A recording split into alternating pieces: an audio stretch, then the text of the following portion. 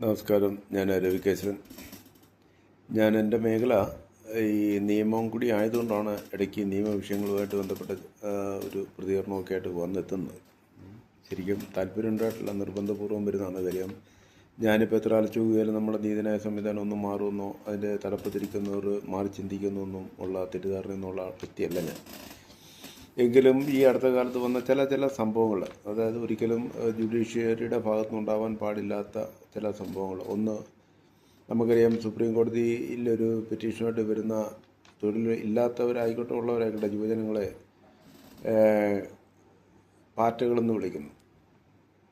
പാറ്റകളെന്ന് വിളിച്ച് അധിക്ഷേപിക്കുന്ന, ഒരു പണിയില്ലാത്തവനൊക്കെ ചുമ്മാ പാറ്റയാണ്, പൂമ്പാറ്റയാണ് എന്ന് പറഞ്ഞ് അധിക്ഷേപിക്കുന്ന ഒരു പ്രവണത. അത് ആ ഒരു പ്രവണത ശരിക്കും പറയാൻ ഇന്ന് നമ്മൾ ഏറ്റവും കൂടുതൽ ശ്രദ്ധിക്കുന്ന ഒരു പുതിയ രാഷ്ട്രീയ പാർട്ടിക്ക് തന്നെ അത് ഒരു തുടക്കം കുറിച്ചു എന്നുള്ളതാണ്. ക്രോക്കോച്ച് പാർട്ടി. ശരിക്കും അതുപോലെ ഈ അടുത്ത കാലത്ത് അതിന് ശേഷം ഉണ്ടായത്, ഒരു മനുഷ്യൻ സ്വന്തം നിലയിൽ, ഭരണഘടന അവൻ അനുവദിച്ചിരിക്കുന്ന ഒരു നിയമ സംവിധാനമാണ് സ്വന്തം നിലയിൽ കേസ് വാദിക്കാമെന്നുള്ളത്.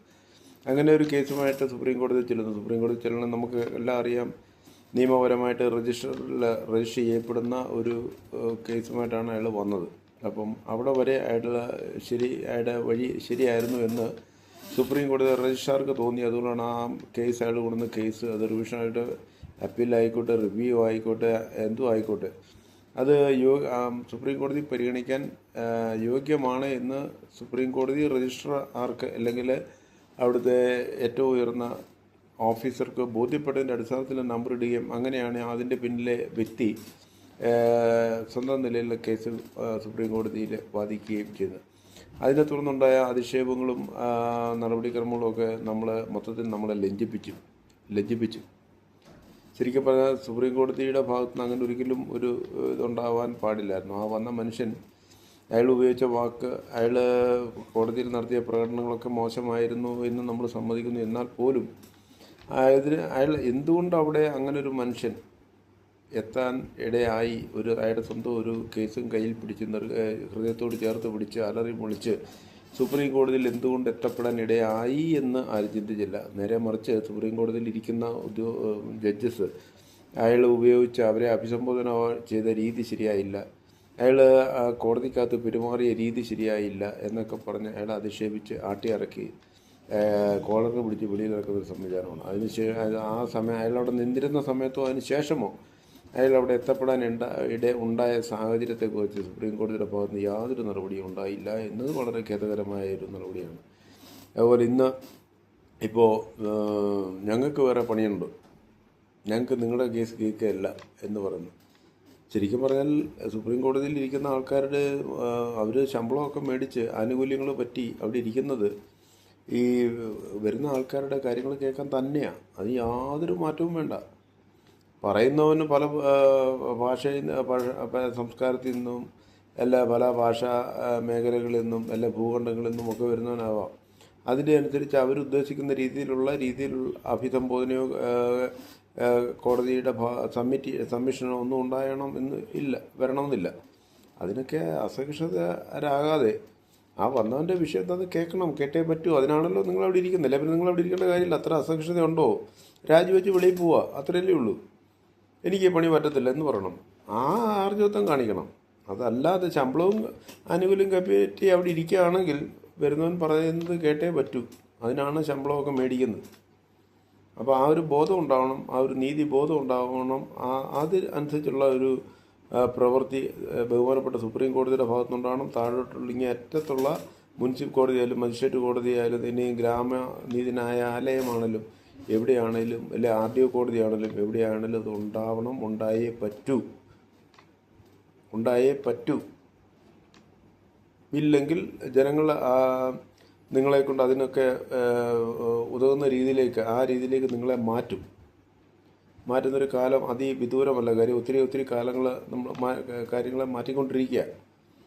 നിങ്ങൾ വെറുതെ ഈയാൻ പാറ്റെന്നുള്ളതൊക്കെ ക്രോക്രോച്ച് എന്നൊക്കെ പറഞ്ഞ് അധിക്ഷേപിച്ച് പുറത്തിയാടിയ ആൾക്കാരാണ് ഇപ്പോൾ ഒരു രാജ്യത്തെ പ്രകമ്പനം കൊള്ളിച്ചുകൊണ്ടിരിക്കുന്നത്.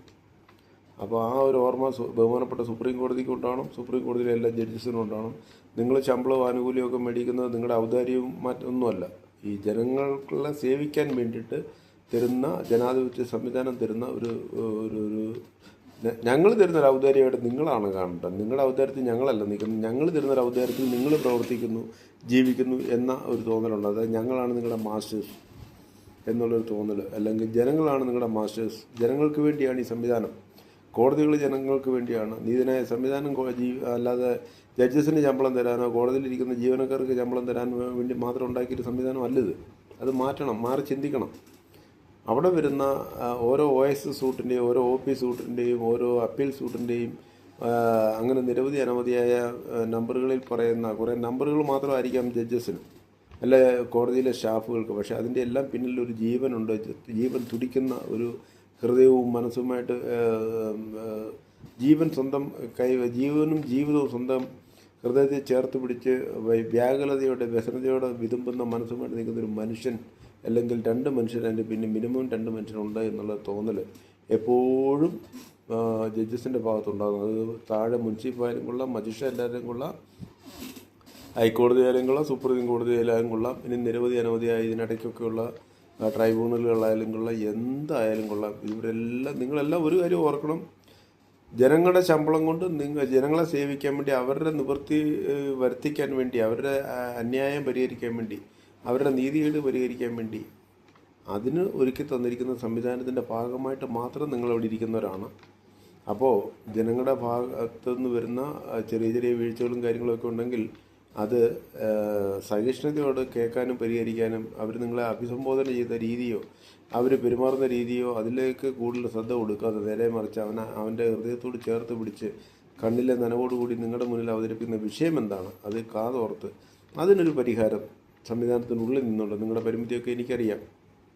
പക്ഷേ അത് നമ്മൾക്ക് എന്ത് ചെയ്യാം, നമുക്ക് ഇതോടൊപ്പം തന്നെ കൂട്ടി വായിച്ചുകൊണ്ട് നിങ്ങളെ മാത്രം കുറ്റം, കോടതിയെ നീതിന്യായ സംവിധാനത്തെ മാത്രം കുറ്റം പറഞ്ഞിട്ട് കാര്യമില്ല. ആരോ ഉപേക്ഷിച്ച് പോയ കുറേ നീതി സംവിധാനങ്ങൾ വെച്ചുകൊണ്ട്, നിയമങ്ങൾ വെച്ചുകൊണ്ട് നമ്മളിങ്ങനെ ജീവിതം പന്താടുകയാണ്. അതിനുശേഷം നമുക്കിപ്പോൾ ഒരു പുരുഷായുസ് സ്വാതന്ത്ര്യം കിട്ടിയതിന് ശേഷവും നമുക്ക് ഉപയുക്തമായ രീതിയിൽ മനുഷ്യ സഹജമായ പ്രകൃതിയോട് ചേർന്ന് നിൽക്കുന്ന ഒരു നീതി നിർവഹണ രീതിയോ സംവിധാനമോ നിയമമോ ഒന്നും ഉണ്ടാക്കാൻ നമ്മൾ കാലാകാലങ്ങളിൽ മാറിയും മറിഞ്ഞും തിരിഞ്ഞും മറിഞ്ഞുമൊക്കെ വന്ന ഒരു രാഷ്ട്രീയക്കാർക്ക് നിയമം ഉണ്ടാക്കാനോ അത് ജനങ്ങൾക്ക് ഉപകാരപ്രദം ആകണമെന്നോ ഒന്ന് കരുതി ഒന്നും ചെയ്യാനും സാധിച്ചില്ല എന്നുള്ളത് ഒരു ഭാഗം. പക്ഷേ അതിൻ്റെ കൂടെ ആ കെടുതി അനുഭവിക്കുന്ന ജനങ്ങളുടെ കൂടെ ഈ ബുദ്ധിമുട്ടും പ്രശ്നങ്ങളും ഒക്കെ ഉൾക്കൊണ്ടുകൊണ്ട് നിങ്ങളിലേക്ക് കടന്നു വന്നിട്ട് നിങ്ങളോട് യാചിക്കുമ്പോൾ നിങ്ങൾക്കും അസഹിഷ്ണുത തോന്നിക്കഴിഞ്ഞാൽ പിന്നെ എവിടെ പോകുക ഈ ജനങ്ങൾ? നിങ്ങൾ ഒരിക്കലും താഴെ മുനിസിപ്പൽ കോടതി ആയാലും കൊള്ളാം, മജിസ്ട്രേറ്റ് കോടതി ആയാലും കൊള്ളാം, ഹൈക്കോടതി ആയാലും കൊള്ളാം, സുപ്രീം കോടതി ആയാലും കൊള്ളാം. അപ്പോൾ അങ്ങനെയൊന്നും പ്രവർത്തിക്കരുത്. ഈ അടുത്ത കാലത്തായിട്ട് അങ്ങനെ കുറേ അസഹിഷ്ണുതമായ ചില പ്രവർത്തനങ്ങൾ തുടർച്ചയായിട്ട് വരുന്നു. ഇത് വലിയ ഒരു വിഷയത്തിലേക്ക് കൊണ്ടെത്തിക്കും. അങ്ങനെ ഉണ്ടാവില്ലേ എന്ന് വളരെ താഴ്മയോട് സ്നേഹത്തോട് അഭ്യർത്ഥിക്കുകയാണ്. ഓക്കെ.